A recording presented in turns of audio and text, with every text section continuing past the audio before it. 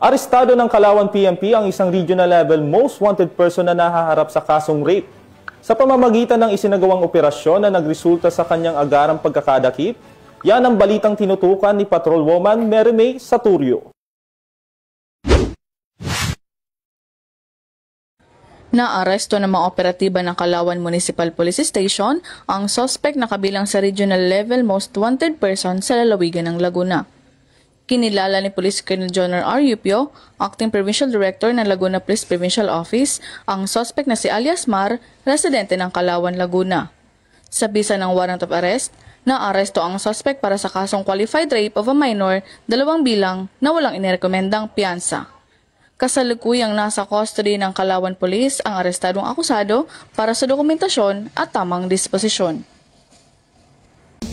Mula rito sa Calabarzon, Manyong Police News Network Correspondent, Patrolwoman Mary May Saturio, alagad ng batas, tagataguyod ng balitang pulis.